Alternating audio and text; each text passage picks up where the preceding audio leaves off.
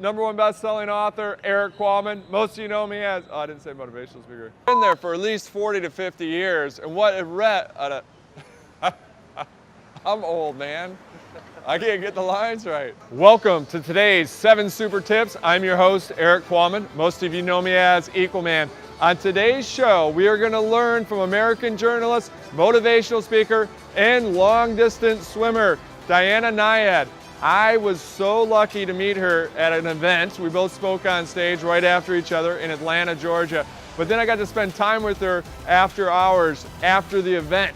And it was so fun to really learn her entire story. It is incredible.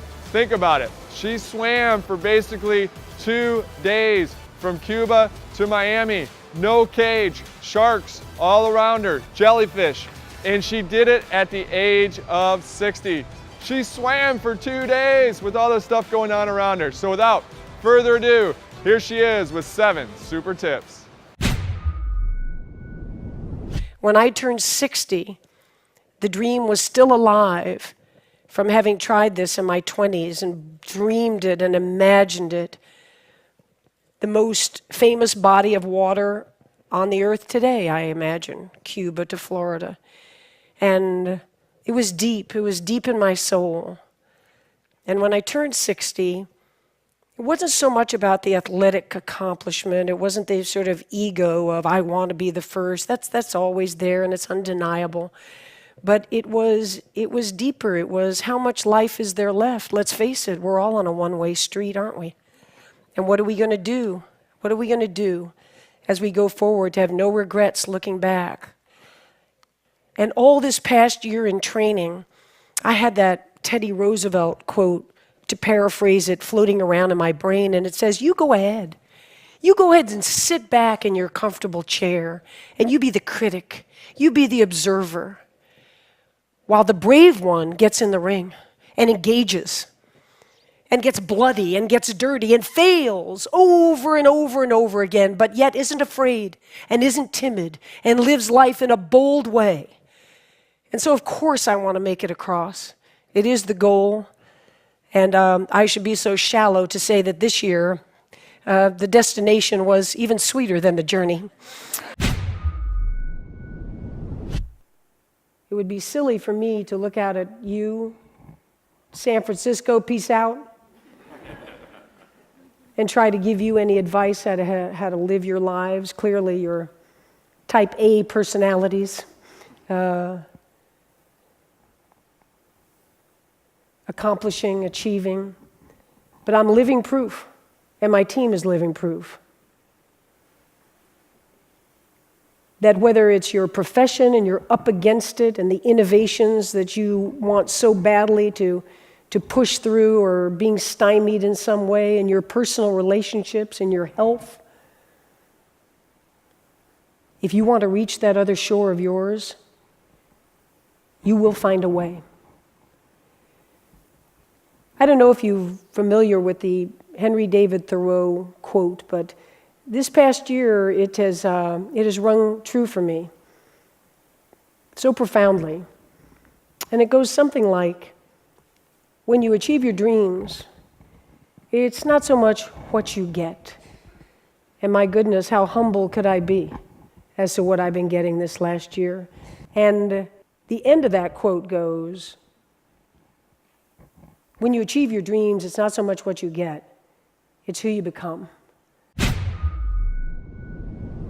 So there won't be another epic journey in the ocean, but the point is, and the point was, that every day of our lives is epic. And I'll tell you, when I walked up onto that beach, the 3 things I did sort of blurt out when we got there was, first, never, ever give up. I live it. What's the phrase from today from Socrates? To be is to do. So I don't stand up and say, don't ever give up. I didn't give up. There was action behind these words. The second is, you can chase your dreams at any age. You're never too old. 64, that no one at any age, any gender could ever do, has done it, and has no doubt in my mind that I am at the prime of my life today. And with all sincerity, I can say I'm glad I lived those 2 years of my life that way, because my goal, to not suffer regrets anymore, I got there with that goal. When you live that way, when you live with that kind of passion, there's no time. There's no time for regrets. You're just moving forward. And I want to live every day, the rest of my life that way, swim or no swim. But the difference in accepting this particular defeat is that sometimes if cancer has won, if there is death and we have no choice, then grace and acceptance are necessary. But that ocean's still there. This hope is still alive. And I don't want to be the crazy woman who does it for years and years and years and tries and fails and tries and fails and tries and fails, but I can swim from Cuba to Florida, and I will swim from Cuba to Florida. But the journey itself was worthwhile taking. And at this point, by this summer, everybody, scientists, sports scientists, endurance experts, neurologists, my own team, Bonnie, said it's impossible. It just simply can't be done. And Bonnie said to me, but if you're going to take the journey, I'm going to see you through to the end of it. So I'll be there. And now we're there. And as we're looking out, kind of a surreal moment before the first stroke, standing on the rocks at Marina Hemingway, the Cuban flag is flying above, all my teams out in their boats, hands up in the air. We're here. We're here for you. Bonnie and I look at each other and we say, this year the mantra is, and I've been using it in training, find a way. You have a dream, and you have obstacles in front of you, as we all do. None of us ever get through this life without heartache, without turmoil. And if you believe and you have faith, and you can get knocked down and get back up again, and you believe in perseverance as a great human quality, you find your way. And Bonnie grabbed my shoulders and she said, let's find our way to Florida. It's been important for me to hear this crossing borders, because since I turned 60 and I'm now 63, I have been thinking, this isn't just a sport. This isn't just about getting there and getting some name in a record book. Honestly, I don't care anything about that anymore. What it's been the wake-up call I wanted. It's been the crossing of the borders of the mind and the will that I wanted. I've been awake and alert and alive like these last 3 years, like I wasn't from 30 to 60.